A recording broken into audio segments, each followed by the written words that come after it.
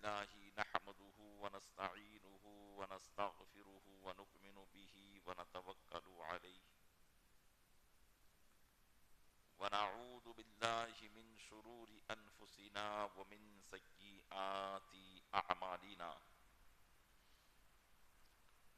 من يهده الله فلا مضل له ومن يضلله فلا هادي له ونشهد أن لا إله إلا الله وحده لا شريك له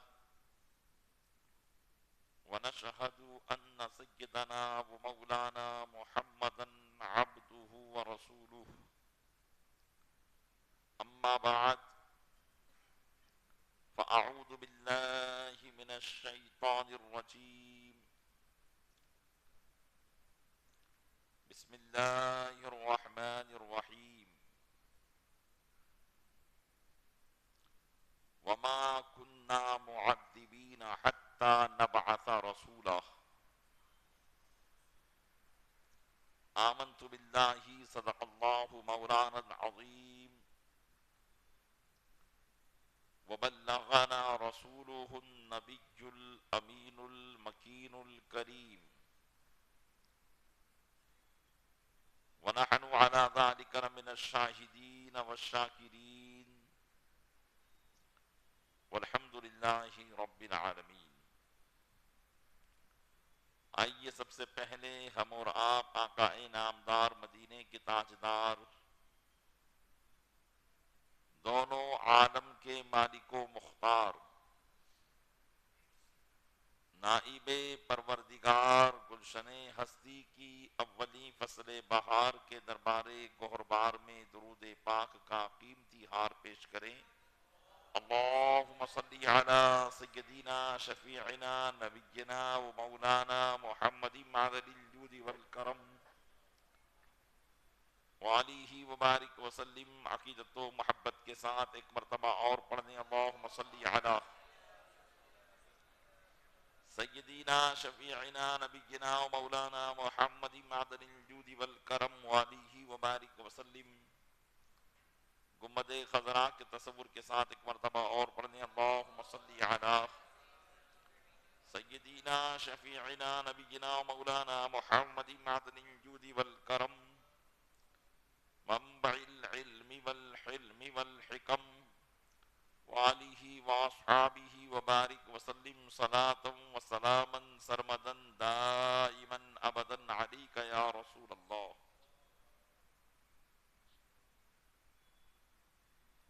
الحمدللہ عز و جل ہم اور آپ اپنے آقا و مولا جناب احمد مجتبی حضرت محمد مصطفیٰ ارواحنا فداہ علیہ افضل التحیۃ والثناء صلی اللہ تعالی علیہ وسلم کی بارگاہ بے کس پناہ میں ان کی جشن ولادت کے موقع پر خراج عقیدت پیش کرنے کے لیے حاضر ہوئے ہیں۔ اللہ تبارک و تعالی کی بارگاہ میں دعا ہے کہ مولا اپنے محبوب کے صدقے میں ہمارا یہاں جمع ہونا اپنی بارگاہ میں قبول فرمائے اور ان محفلوں کو ہمارے لیے ذریعہ نجات بنائے۔ آمین بجاہ النبی الامین صلی اللہ تعالی علیہ وآلہ وصحبہ تسلیم۔ نبی کریم رؤوف الرحیم علیہ التحیۃ والتسلیم کی حمد و ثنا، آپ کی تعریفات اور آپ کی سیرت مبارکہ کے مختلف پہلوؤں کو آپ حضرات مسلسل سماعت فرما رہے ہیں۔ بلا تمہید اور تمثیل کے نبی کریم صلی اللہ علیہ وسلم کی زندگی مبارک کہ وہ حسین لمحات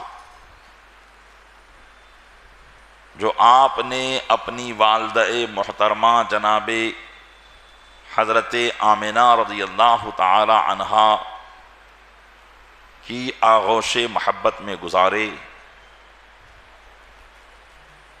ان کے کچھ واقعات آپ کی خدمت میں عرض کرنے کی کوشش کرتا ہوں۔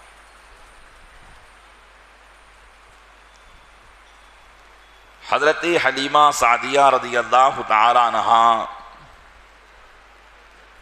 تقریباً 2 سے 2.5 سال تک انہوں نے نبی کریم صلی اللہ علیہ وسلم کی پرورش کی۔ اس کے بعد شق صدر کا واقعہ رونما ہوا اور حضرت حلیمہ نبی کریم صلی اللہ علیہ وسلم کو ان کی والدہ محترمہ کی آغوش محبت میں ڈال کر چلی گئی۔ حضرت آمنہ رضی اللہ تعالی عنہا اور آپ کے دادا حضرت عبد المطلب رضی اللہ تعالی عنہ نے دونوں نے نبی کریم صلی اللہ علیہ وسلم کی بہترین پرورش فرمائی، یہاں تک کہ میرے آقا صلی اللہ علیہ وسلم کی عمر مبارک 6 سال کو پہنچی۔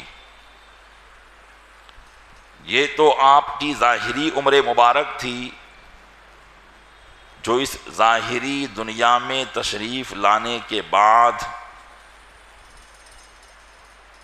ہم اور آپ اس کو شمار کرتے ہیں کہ آپ کی عمر شریف ٹوٹل 63 سال کی تھی، ورنہ حقیقی عمر پاک نبی کریم صلی اللہ علیہ وسلم لاکھ لاکھ برس کی ہے، جیسا کہ نور مصطفیٰ صلی اللہ علیہ وسلم کے بیان میں آپ ان روایتوں کو سماعت کرتے رہتے ہیں۔ ابھی آپ نے شعر سماعت کیا کہ ہے عمر لاکھوں برس کی تیری مگر ہے تازہ شباب تیرا، تو یہ کوئی شاعری کی خوبصورتی نہیں ہے، بلکہ نعت پاک میں وہی بات بیان کی جاتی ہے جو حقیقت ہوا کرتی ہے، اسی کو نعت کہا بھی جاتا ہے۔ یہاں کوئی کسی کو خوش لگانے کے لیے کوئی بات نہیں کہی جاتی، بلکہ واقعی نبی کریم صلی اللہ علیہ وسلم کی عمر پاک تو لاکھ لاکھ برس کی ہے۔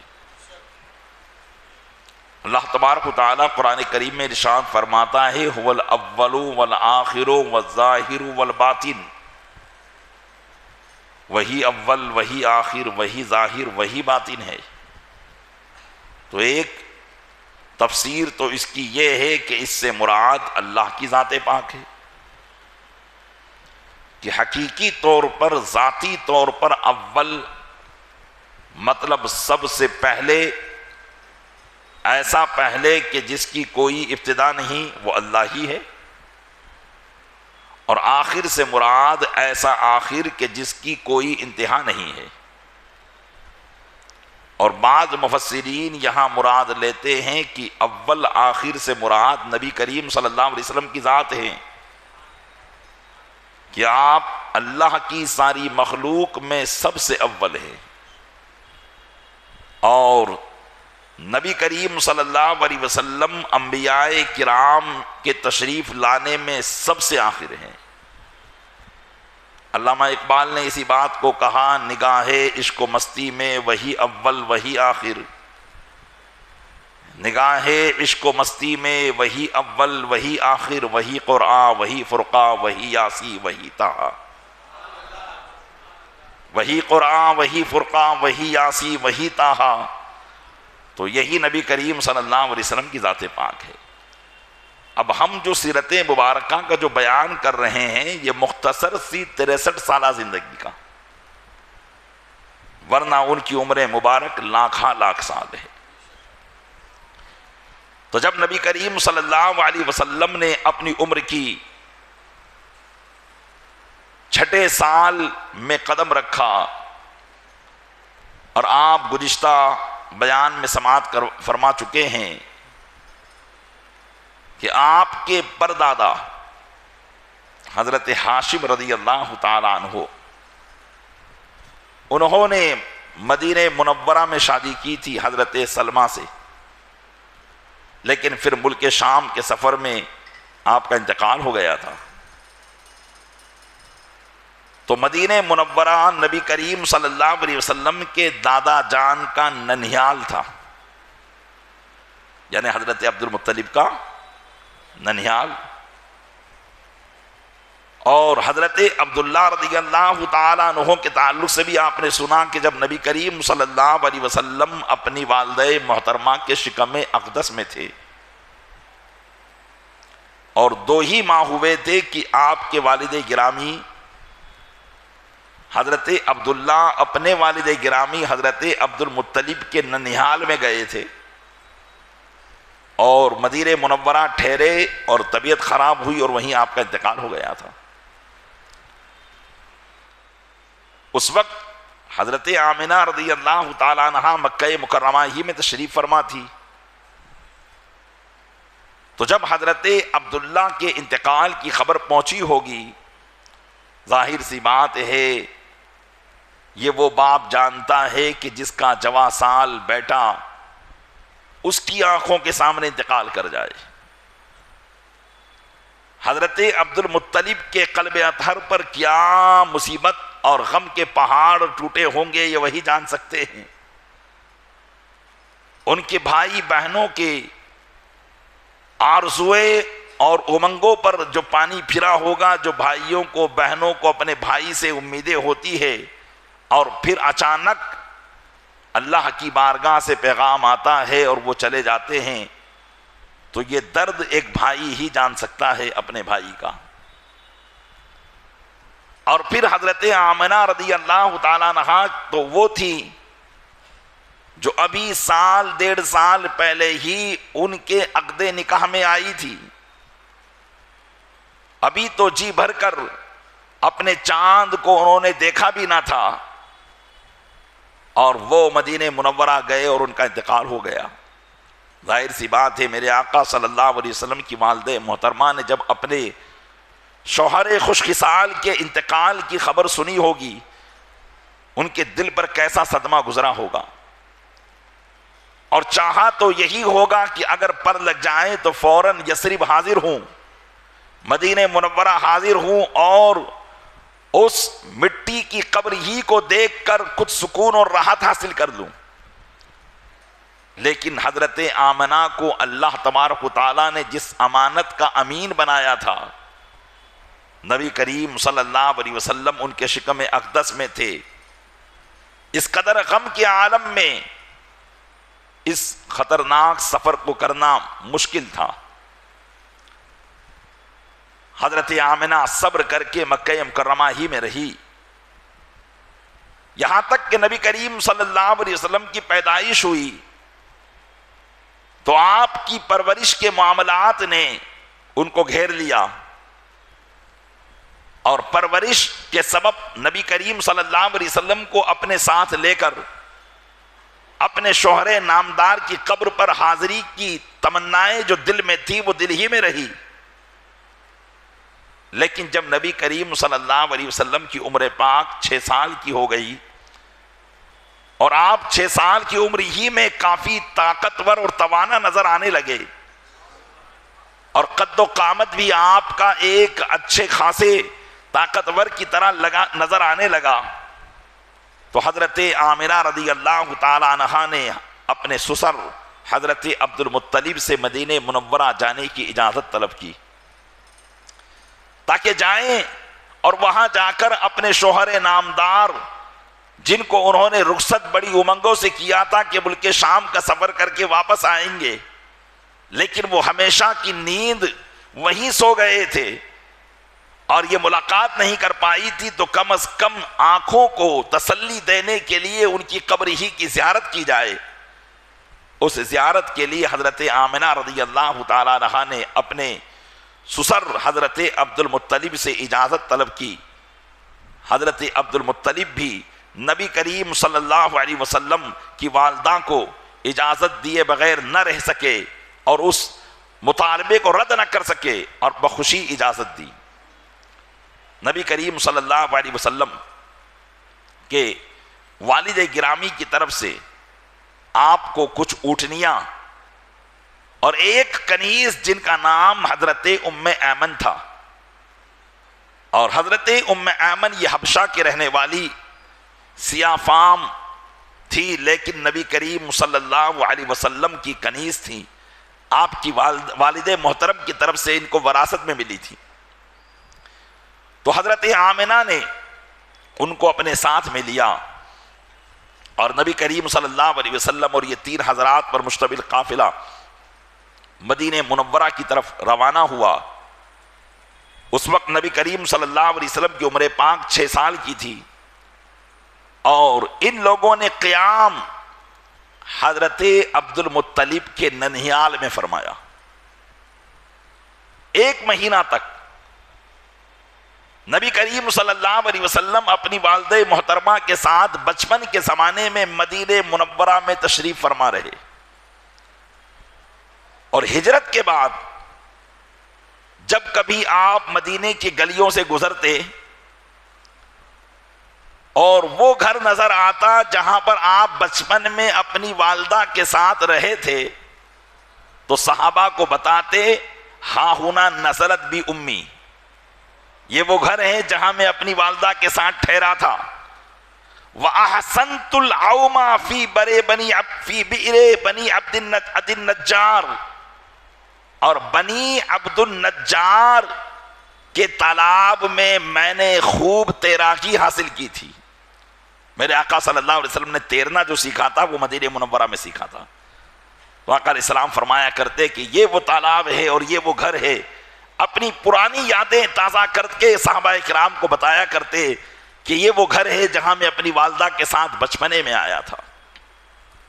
الغرض مدینہ منورہ ایک قدیم بستی تھی جو نبی کریم صلی اللہ علیہ وسلم کے تشریف لانے سے 1000 سال پہلے ہی جس کو اس لیے بسایا گیا تھا کہ اس وقت کے علماء نے اس جگہ کی نشاندہی کی تھی اور کہا تھا کہ یہ وہ جگہ ہے جہاں پر اللہ کا نبی ہجرت کر کے آئے گا، اللہ کا محبوب ہجرت کر کے آئے گا۔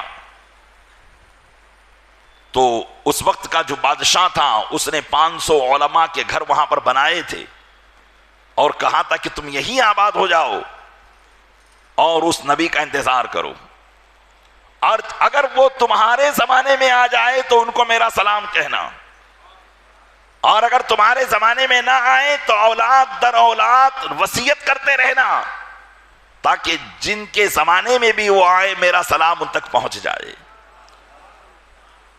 تو اس لیے وہاں جو آبادی تھی وہ عشاق رسول کی آبادی تھی، پہلے سے وہاں عاشقان رسول بستے آئے ہیں، اور مدینہ منورہ پہلے ہی سے عاشقان رسول کی آنکھوں کی ٹھنڈک ہے۔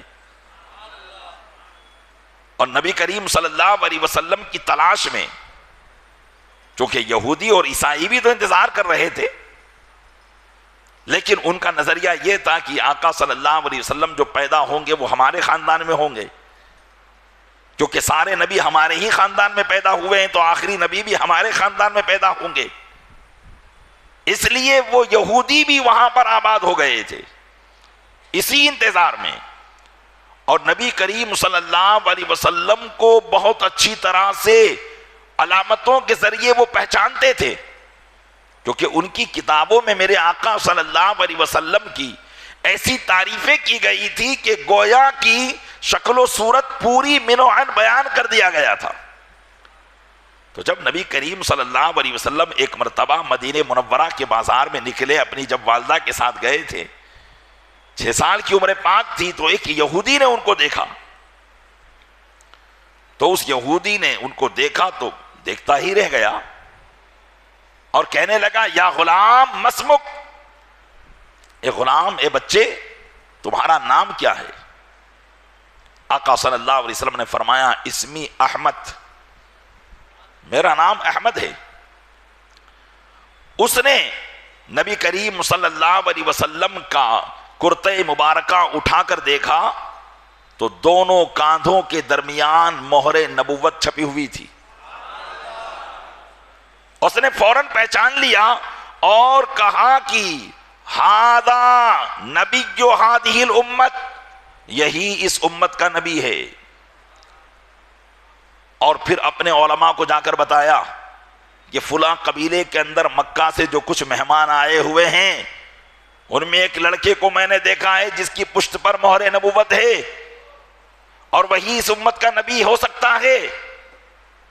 اس لیے وہ لوگ اب تو تانتا بن گیا، یکے بعد دیگرے نبی کریم صلی اللہ علیہ وسلم کی زیارت کے لیے آنے لگے، دیکھ دیکھ کر جانے لگے۔ حضرت ام ایمن کہتی ہے کہ میں دیکھتی کہ وہ لوگ آتے تو یہ کہتے ہذا نبی ہذہ الامہ، یہی اس امت کا نبی ہے۔ تو یہودی اگرچہ دیکھتے تو تھے لیکن ان کے دل میں حسد بھرا ہوا تھا،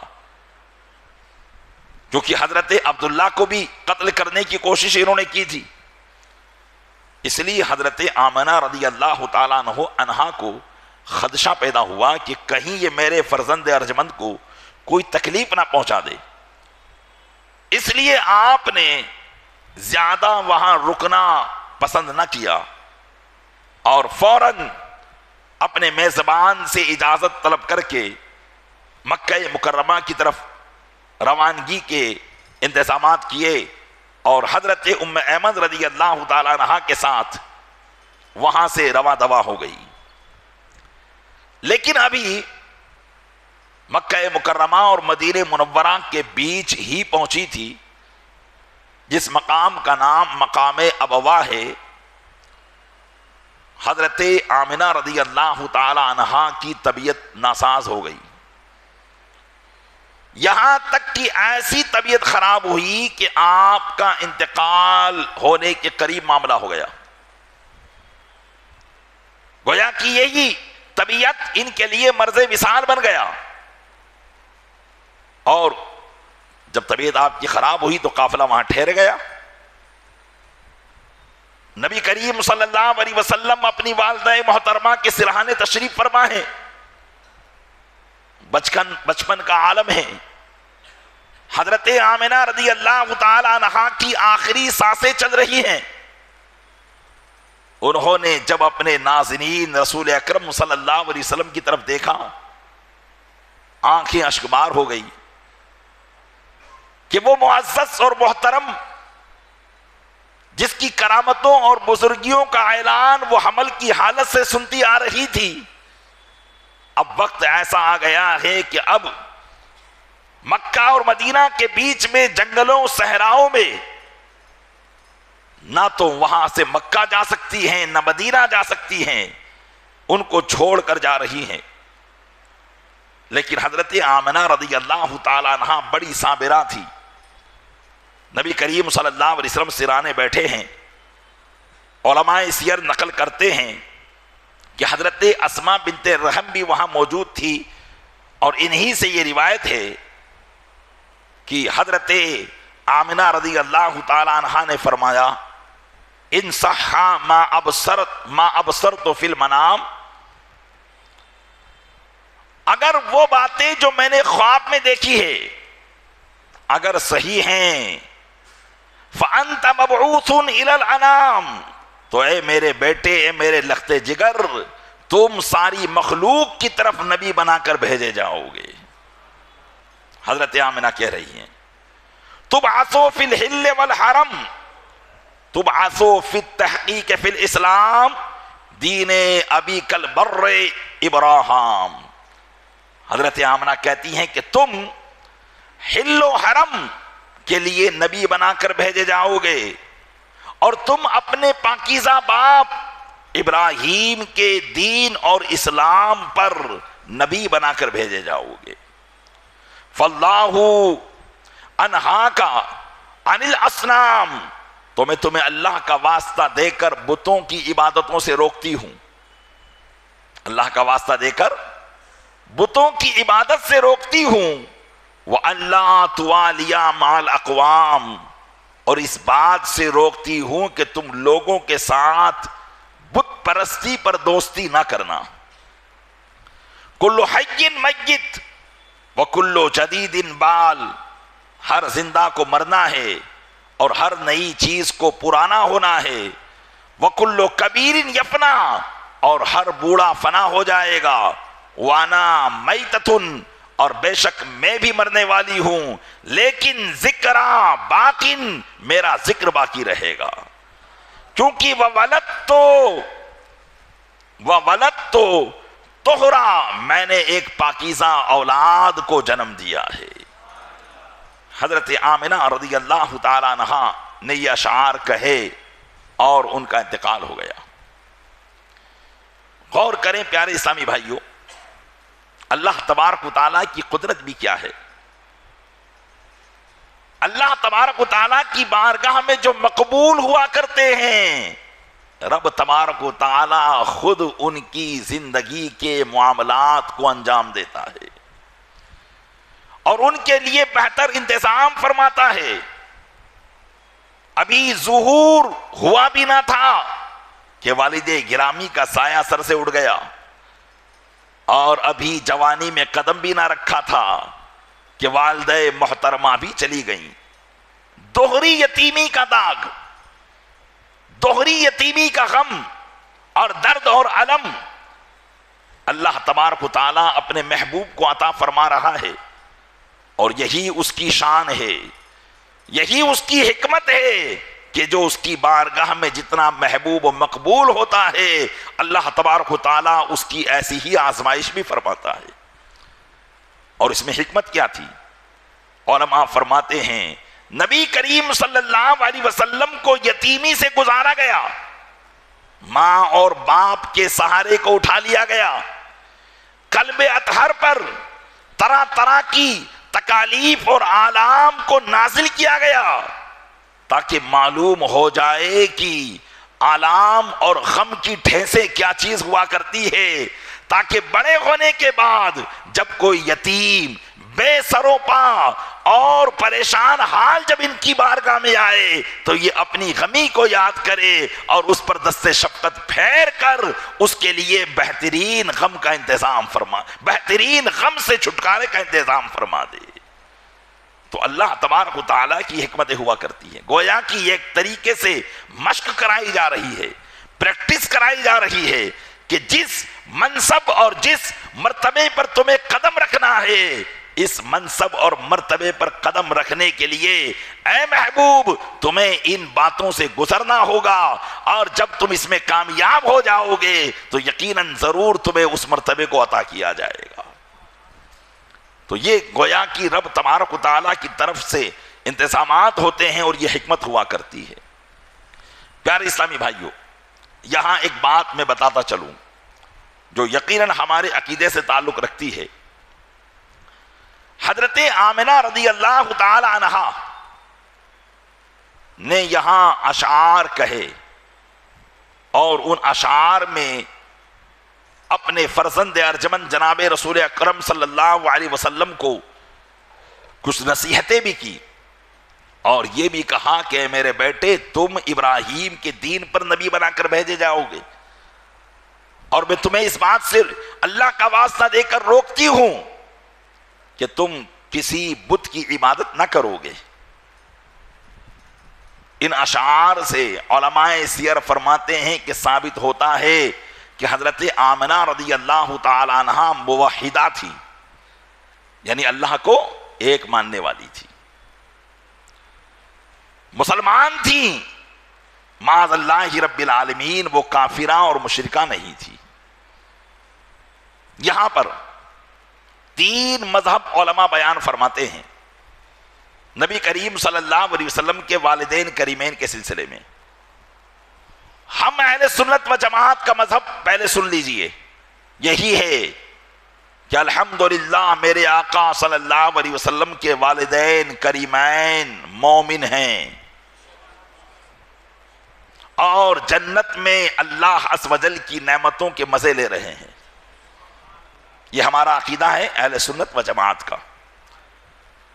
لیکن آپ جن کو اپنا دوست بنائے ہوئے ہو، آپ جن سے اپنی رشتہ داری کیے ہوئے ہو، ان لوگوں کا عقیدہ بھی سماعت کر لیں، وہ معاذ اللہ نبی کریم صلی اللہ علیہ وسلم کے والدین کو کافر کہتے ہیں۔ آئیے اس کے اوپر میں چند تحقیقی باتیں آپ کی خدمت میں پیش کرنے کی کوشش کرتا ہوں۔ نبی کریم صلی اللہ علیہ وسلم کے والدین کریمین حضرت عبداللہ حضرت آمنہ سے لے کر حضرت آدم و حوا تک جتنے بھی آباء و اجداد آپ کے ہوئے وہ سب کے سب مسلمان ہیں، ان میں سے کوئی کافر نہیں ہے، سب اللہ کی عبادت کرنے والے، اللہ کو ایک ماننے والے ہیں۔ اب رہی بات یہ کہ حضرت عبداللہ اور حضرت آمنہ رضی اللہ تعالیٰ عنہما کے ایمان کے تعلق سے علماء نے 3 مسلک بیان کیے ہیں۔ پہلی بات تو یہ کہ جس زمانے میں حضرت آمنہ اور حضرت عبداللہ ہوئے وہ زمانہ زمانہ فطرت تھا۔ زمانہ فطرت اس زمانے کو کہتے ہیں کہ 2 نبی کے بیچ کا زمانہ، 2 نبی کے بیچ کے زمانے کو زمانہ فطرت کہا جاتا ہے۔ اور جیسے ہمارے آقا صلی اللہ علیہ وسلم سے پہلے آخر میں کون سے نبی آئے؟ حضرت عیسیٰ علیہ السلام۔ 550 پونے 600 سال گزر چکے تھے، آپ سے لے کر آپ تک یہ زمانہ فطرت تھا۔ تو پہلی بات تو یہ کہ زمانہ فطرت میں جو لوگ ہوتے ہیں ان کے پاس کسی نبی کی دعوت نہیں پہنچتی، کیونکہ حضرت عیسیٰ علیہ السلام کے جو ماننے والے تھے ان کے خود کے نظریات بگڑ چکے تھے، وہ ان کو عبداللہ اور رسول اللہ نہیں مانتے تھے بلکہ ابن اللہ مانتے تھے۔ وہ کہتے تھے کہ وہ تو اللہ کے بیٹے ہیں یا وہ خود اللہ ہیں، معاذ اللہ رب العالمین۔ تو حضرت عیسیٰ کی دعوت یہاں تک نہیں پہنچی، اس لیے جن لوگوں تک کسی نبی کی دعوت نہیں پہنچتی زمانہ فطرت میں، ان کے لیے صرف اللہ کو ایک ماننا ہی کافی ہوتا ہے، اور وہ اللہ کو ایک مان لیں اسی میں ان کی نجات ہے۔ اور پھر وہ اس حالت میں انتقال کر جائیں کہ اللہ کو ایک مانتے تھے، بت پرستی نہیں کرتے تھے، تو اللہ یقیناً ان کو جنت عطا فرمائے گا۔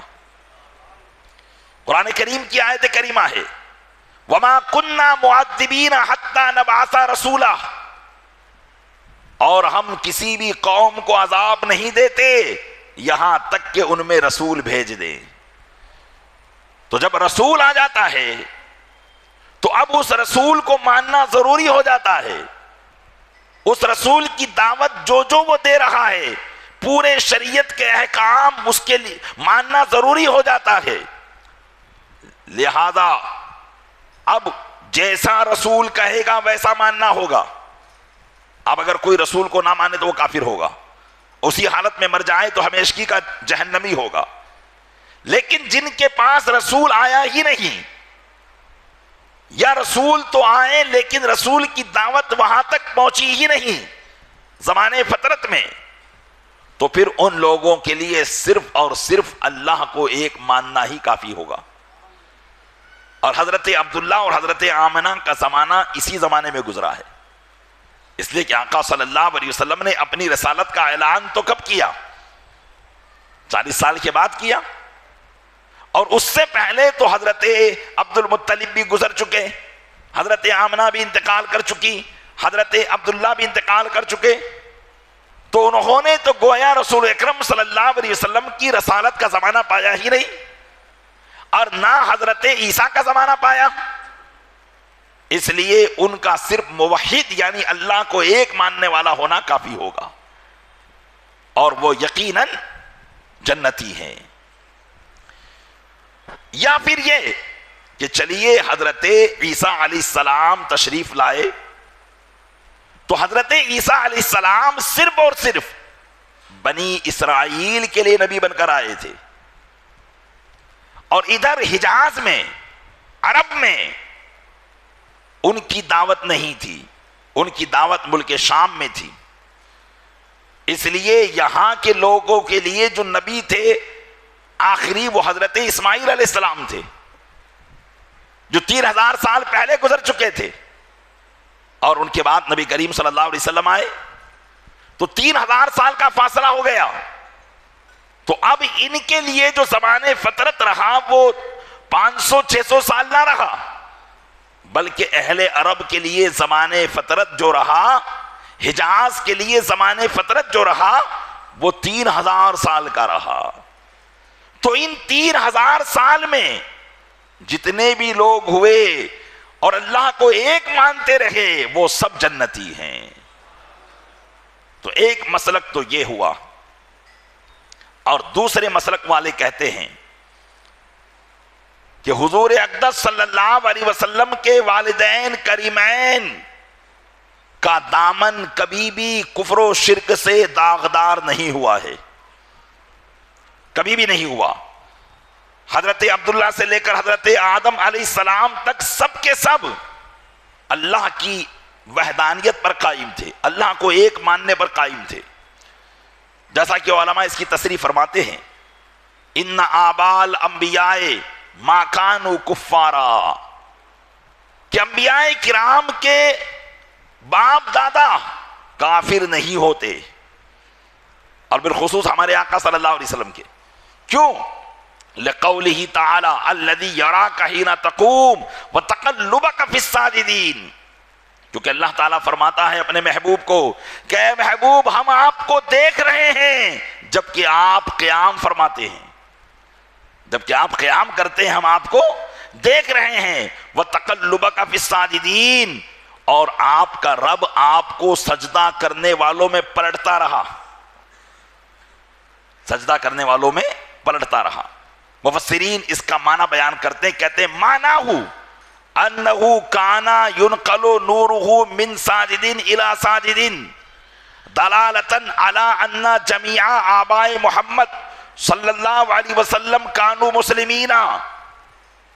فرماتے ہیں کہ اس آیت کریمہ کا معنی کہ تقلبک فی الساجدین، کہ محبوب ہم آپ کے سجدہ کرنے والوں میں پلٹنے کو دیکھ رہے ہیں.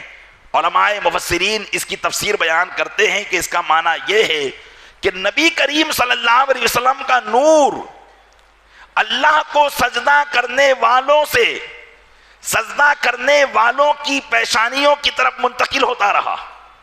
یعنی آپ کا نور جو چلا حضرت آدم سے، تو ان میں کوئی بھی ایسا نہ تھا جو بتوں کو سجدہ کرنے والا ہو، بلکہ سب کے سب اللہ کو سجدہ کرنے والے تھے، اور ان کی پیشانیوں سے نور منتقل ہوتا رہا. تو یہ بات اس بات پر دلالت کرتی ہے کہ نبی کریم صلی اللہ علیہ وسلم کے تمام آباء و اجداد وہ سب کے سب مسلمان تھے. اور اسی بات کو حدیث پاک میں بیان کیا گیا. دلائل النبوہ میں ابو نعیم بیان کرتے ہیں، حضرت عبداللہ ابن عباس رضی اللہ تعالیٰ عنہما سے روایت کر کے کہتے ہیں قال النبی صلی اللہ علیہ وسلم لم یزل اللہ ینقلنی من الاصلاب الطیبہ الى الارحام الطاہرہ مصفا محدبا لا تنشعب شعبتان الا کنت فی خیرہما. نبی کریم صلی اللہ علیہ وسلم فرماتے ہیں کہ اللہ تعالی ہمیشہ مجھے پاک پشتوں سے پاک پیٹوں کی طرف منتقل کرتا رہا، ہمیشہ پاک سلبوں سے، پاک پشتوں سے، پاک شکموں کی طرف منتقل کرتا رہا، اور وہ سب کے سب مصفا اور مہذب تھے. اور جب بھی کسی سے دو شاخیں ہوئی تو میں ان میں سب سے بہتر شاخ میں تھا. یعنی جب ایک باپ کی دو اولاد ہوئی تو ایک اگر کافر ہوا تو آقا فرماتے ہیں کہ میں اس میں تھا جس میں مومن تھے. جب دو شاخیں ہوئی تو میں اس میں تھا جو ان میں سب سے بہتر تھی. تو دوسرے مسلک کی تائید اس حدیث پاک سے بھی ہو گئی کہ نبی کریم صلی اللہ علیہ وسلم کے والدین ہمیشہ سے کیا تھے؟ مومن تھے. کبھی کفر وہاں آیا ہی نہیں ہے. اگرچہ زمانہ کتنا ہی بدلتا رہا ہو، کتنی ہی کفر و شرک کی آندیاں چلی ہو، لیکن اللہ نے اپنے محبوب کے پورے نسب کو کفر اور شرک سے پاک رکھا ہے. تیسرا مسلک اس میں یہ ہے علماء فرماتے ہیں، جس کی طرف کثیر علماء گئے ہیں، کہ نبی کریم صلی اللہ علیہ وسلم نے فرماتے ہیں، حضرت امام فخر الدین رازی، ان اللہ تعالی احیا لہو ابوین، کہ اللہ تعالیٰ نے نبی کریم صلی اللہ علیہ وسلم کے لیے ان کے والدین کو زندہ فرما دیا تھا. فآمنا بہ، تو وہ سب یعنی ان کے والدین نبی کریم صلی اللہ علیہ وسلم پر ایمان لائے. وَهَذَا الْمَسْلَكُ مَالَ إِلَيْهِ طَائِفَةٌ كَبِيرَةٌ، حضرت امام فخر الدین رازی فرماتے ہیں کہ ایسا مسلک ہے جس کی طرف اہل سنت و جماعت کے علماء کی کثیر جماعتیں گئی ہیں. تو مسلک ثانی اور مسلک ثالث یعنی دوسرا اور تیسرا مسلک، کہ ایک تو یہ کہ نبی کریم صلی اللہ علیہ وسلم کے آبا و اجداد ہمیشہ سے مومن رہے، کوئی ان میں کافر ہوا ہی نہیں. اور دوسری بات یہ کہ آقا صلی اللہ علیہ وسلم پر بھی ان کے والدین ایمان لائے. کیسے ایمان لائے؟ کہ جب آقا علیہ السلام نے اپنی نبوت کا اعلان کر دیا تو اللہ تعالیٰ نے اپنے محبوب کے لیے ان کے والدین کو زندہ کیا، ان کی قبروں سے انہیں اٹھایا اور وہ رسول اللہ پر ایمان لے آئے. یہ سب دلیلیں تھیں. لیکن سنی جو ہوتا ہے نا، وہ بغیر دلیل کے ساری باتوں کو مانتا ہے. بحمدہ تعالی، اگر کوئی ہمارے سامنے دلیل پیش کرے کہ فلاں حدیث میں ہے کہ رسول اکرم صلی اللہ علیہ وسلم کے والدین پر عذاب الہی ہوگا، تو ہم کہیں گے کہ تیری ایسی دلیلوں سے ہمارے کان بہرے ہیں. حضرت علامہ عبد المصطفیٰ اعظمی رحمۃ اللہ تعالی علیہ اپنی جماعت کے ایک بہت بڑے عالم دین گزرے ہیں، اور آپ کی خوش نصیبی ہے کہ وہ آپ کے احمد آباد میں بھی ایک زمانے تک دارالعلوم شاہ عالم میں مدرس رہ کر گئے ہیں. جلیل القدر محدث اور بہت بڑے پائے کے بزرگ حضرت علامہ عبد المصطفیٰ اعظمی رضی اللہ تعالیٰ عنہ. تو یہ ایک واقعہ اپنی کتاب میں نقل کرتے ہیں کہ ایک دیوبندی ملا چیخ چیخ کر تقریر کر رہا تھا کہ سنو بھائیو، جب نبی کریم صلی اللہ علیہ وسلم اپنے باپ داداؤں کے ایمان کو بچا نہیں سکے تو ہمارے ایمان کو کیا بچا پائیں گے؟ اس لیے خود عمل کرو اور خود جنت میں جاؤ، کسی کی کوئی شفاعت کسی کو کام نہیں آئے گی. یہ عقیدہ ہے ان کا. تو اس میں ایک کسان دیہاتی کھڑا ہوا، ایک دیہاتی کسان تھا. تو اس کھڑے ہو کر اس نے پوچھا، مولانا ذرا یہ بتاؤ کہ حافظ قرآن عالم دین اپنے خاندان کی کتنے لوگوں کی بخشش کروائیں گے؟ یہ بات تو حدیث میں. تو اس نے کہا کہ حافظ قرآن اپنے پورے خاندان کی اور عالم دین 7 پشتوں کی بخشش کروائے گا.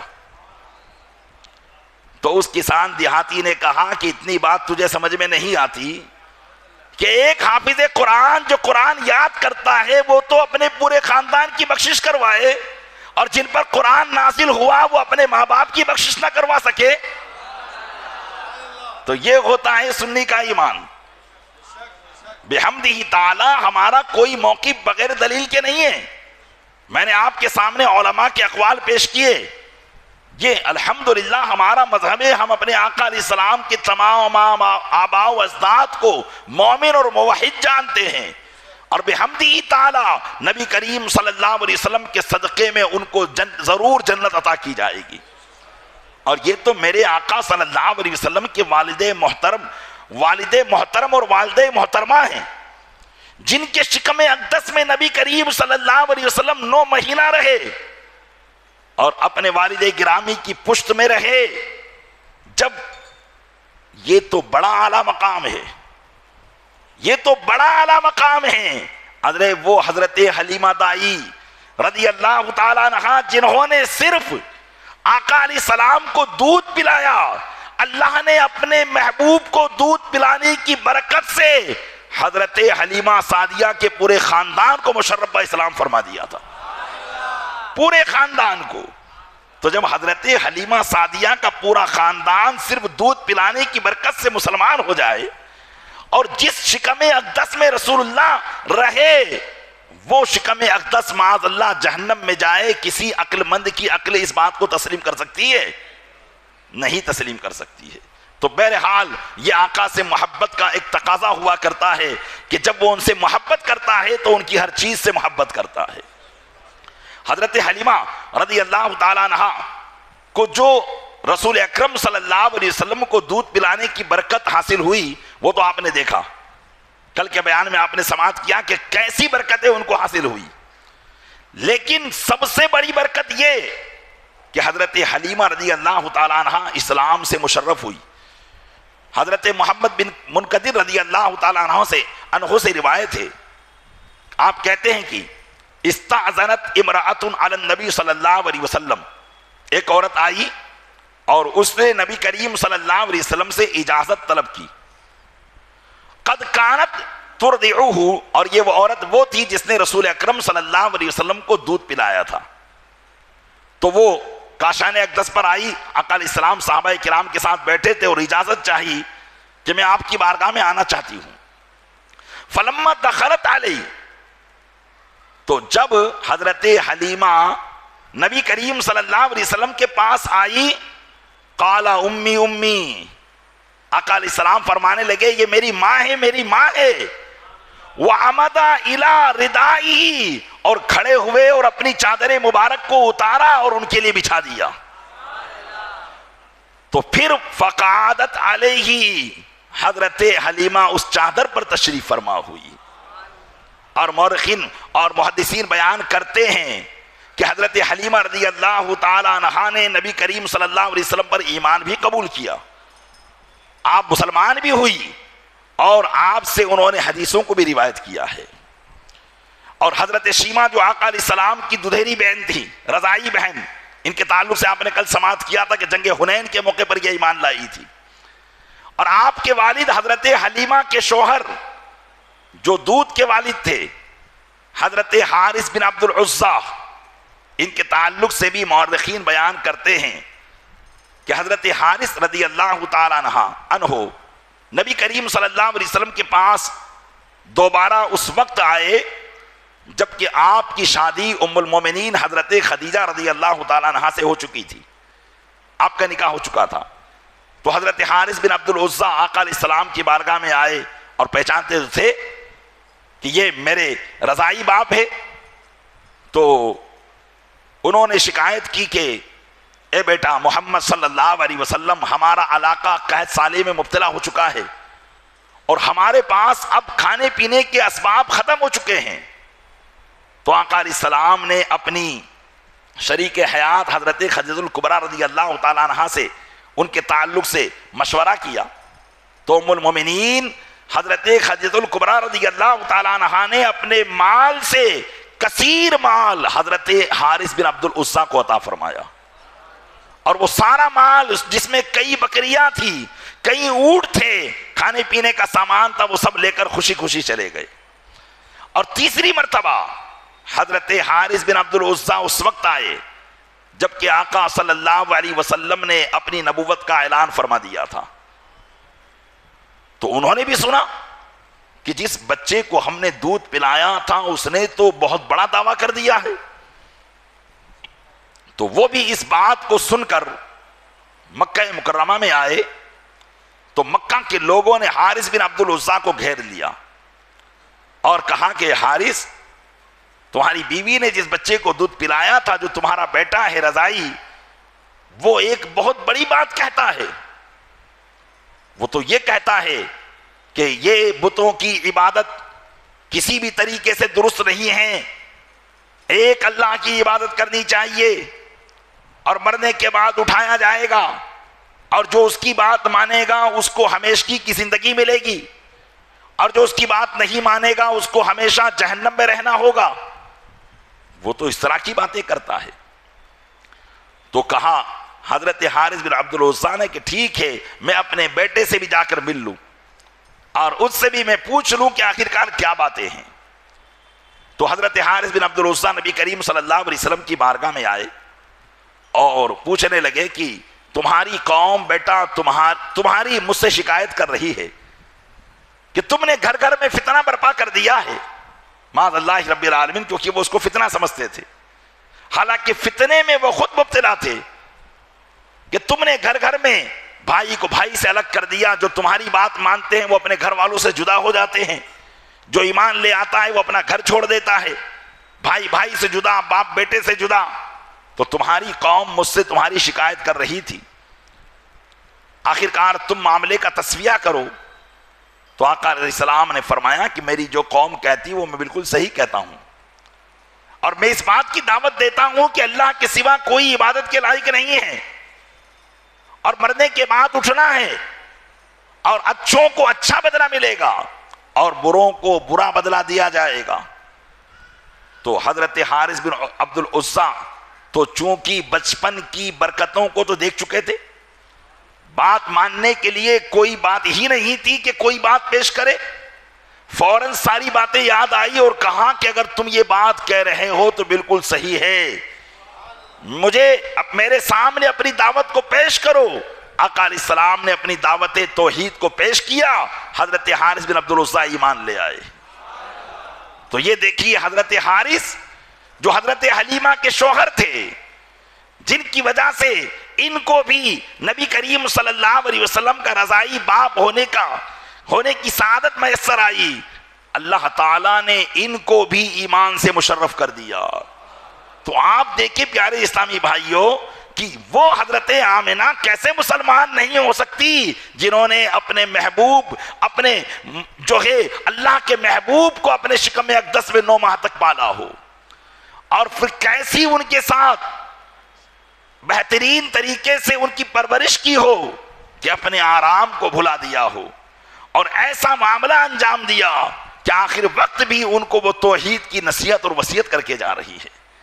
الغرض حضرت آمنہ رضی اللہ تعالیٰ عنہا کا وصال مقام ابوا پر ہو جاتا ہے, اور حضرت ام ایمن جو ان کے ساتھ میں ان کی کنیز تھی, انہوں نے اپنے کچھ ساتھ والوں کے ساتھ مل کر حضرت آمنہ رضی اللہ تعالیٰ عنہا کو وہیں دفنا دیا. اب وہ زمانہ تو ایسا تھا نہیں کہ ایمبولینس آئے گی لے جائے گی اور میت کو منتقل کر دیا جائے گا. پہلے تو یہی تھا کہ جس کا جہاں انتقال ہو جائے وہیں اس کو دفنا دیا جائے. مقام ابوا آج بھی بحمدہ تعالی بہت سارے عشاقان رسول نبی کریم صلی اللہ علیہ وسلم کی والدہ محترمہ کے مزار اقدس کی زیارت کے لیے جاتے ہیں. ترکی حکومت نے وہاں پر انتظامات کیے تھے, لیکن جب سے سعودی حکومت آئی تھی انہوں نے نبی کریم صلی اللہ علیہ وسلم کے مزار پر بلڈوزر چلا دیا تھا, آقا علیہ السلام کی والدہ کے مزار پر بلڈوزر چلا دیا تھا, اور تمام قسم کی گندگیاں وہاں ڈال دی تھی. آج بھی ابوا یہ مکہ سے جو مدینہ جانے کا راستہ ہے پرانا والا, آج جو نئے راستے اور نئے ہائی وے بنائے ہیں اس راستے پر یہ مقام نہیں آئے گا, بلکہ جو پرانا راستہ تھا مکہ سے مدینے جانے کا اس راستے پر مقام ابوا ہے, اور اسی پر ایک ٹیلے پر نبی کریم صلی اللہ علیہ وسلم کی والدہ محترمہ کا مزار پاک ہے. جن لوگوں نے حاضری دی ہے وہ کہتے ہیں کہ وہاں ایسا آرام کا کوئی انتظام نہیں ہے کہ وہاں بیٹھ کر آپ سکون سے سانس لے سکیں, لیکن آپ کی والدہ محترمہ کے مزار پر جب حاضری ہوتی ہے تو ایسا سکون ملتا ہے کہ ایسا سکون ہم نے کبھی محسوس نہ کیا ہو. اور کیوں نہ ہو, کیونکہ حضرت آمنہ رضی اللہ تعالیٰ عنہا میرے آقا صلی اللہ علیہ وسلم کی مادر اقدس ہیں, ان کے مزار پر اگر سکون میسر نہیں آئے گا تو سکون کہاں ملے گا. اللہ تبارک و تعالیٰ کی قدرت دیکھیے. حضرت ام ایمن کون ہیں؟ حضرت ام ایمن رضی اللہ تعالیٰ عنہا ایک حبشن ہیں, لیکن اللہ نے اپنے محبوب کی پرورش ایک خوب روح خوبصورت حسینہ جمیلہ حضرت آمنہ رضی اللہ تعالیٰ عنہا جو ایک بڑے خاندان کی شہزادی تھی, قرشی خاندان سے آپ کا تعلق تھا, اپنے محبوب کی پرورش کو حضرت آمنہ سے حضرت ام ایمن کی طرف منتقل کر دیا. ایک گوری ماں سے ایک کالی ماں کی طرف منتقل کر دیا. بتانا مقصد یہ تھا کہ اللہ تبارک و تعالیٰ کی نعمتیں صرف کسی گورے رنگ والوں کے ساتھ خاص نہیں ہیں, اس کی فیاضیاں اور اس کی سخاوتیں رنگ و روپ کو نہیں دیکھا کرتی بلکہ دلوں کی پاکیزگیوں کو دیکھا کرتی ہے. اس نے اپنے محبوب صلی اللہ علیہ وسلم کی پرورش کو دونوں طرف, تاکہ وہ لوگ جو کالے گوروں میں فرق کرتے تھے، یا وہ لوگ جو آقا اور غلام میں فرق کرتے تھے، وہ جان لے کہ یہ محبوب صلی اللہ علیہ وسلم جو کائنات کا داتا ہے، ہم اس کی پرورش ایک معزز اور محترم عورت سے بھی کروا رہے ہیں، اور اس کی پرورش ایک ایسی عورت سے بھی کروا رہے ہیں جو کنیز ہے، خادمہ ہے، لیکن اللہ عز و جل کی بارگاہ میں کس کا کیا مقام اور مرتبہ ہے اللہ ہی بہتر جانتا ہے۔ میرے آقا صلی اللہ علیہ وسلم نے اپنی حیات مبارکہ میں اس اونچ اور نیچ کے فرق کو مٹایا ہے، یہاں تک کہ ایک مرتبہ ایک صحابی رسول نے کسی دوسرے صحابی کو آر دلاتے ہوئے کہا، یا ابن السودا۔ دونوں صحابی رسول میں کچھ نہ کچھ کشمکش ہو رہی تھی، چیمی گوئی ہو رہی تھی۔ تو ایک صحابی رسول جو تھے ان کی والدہ کالی تھی، اور بعض نے کہا کہ یہ حضرت بلال حبشی رضی اللہ تعالیٰ عنہ تھے۔ تو دوسرے صحابی سے ان کی کوئی چیمی گوئی ہو گئی، تو انہوں نے ان کو آر دلاتے ہوئے کہا، یا ابن السودا، ایک کالی ماں کے بیٹے۔ نبی کریم صلی اللہ علیہ وسلم کے گوشہائے مبارک میں یہ آواز گئی۔ سرکار دو عالم صلی اللہ علیہ وسلم نے اس کو سنا تو فرمایا، لقد تفح القائل، لقد تفح القائل، لقد تفح القائل، پیمانہ لبریز ہو گیا ہے، پیمانہ لبریز ہو گیا ہے، پیمانہ لبریز ہو گیا ہے، یعنی اب صبر کا پیمانہ لبریز ہو گیا۔ کیسی بات کرتے ہو؟ فرمایا، لیس لابن البیضاء علی ابن السوداء فضل، کسی گوری ماں کے بیٹے کے لیے کسی کالی ماں کے بیٹے پر کوئی فضیلت نہیں ہے، الا بالتقوی، مگر تقوی اور پرہیزگاری کے ذریعے۔ اللہ کی بارگاہ میں جو فضیلت ہے وہ تقوی پرہیزگاری سے ہے، نہ کہ کالے اور گورے رنگ سے ہے۔ اللہ کی بارگاہ میں کون مقدس اور مکرم ہے یہ شکل و صورت سے پتہ نہیں لگایا جا سکتا ہے۔ شکل و صورت سے پتہ لگانے والے عموماً دھوکہ کھا جایا کرتے ہیں۔ کبھی کبھی اللہ کا لال جو ہوا کرتا ہے وہ کوئلے کی کھدان میں ہوا کرتا ہے۔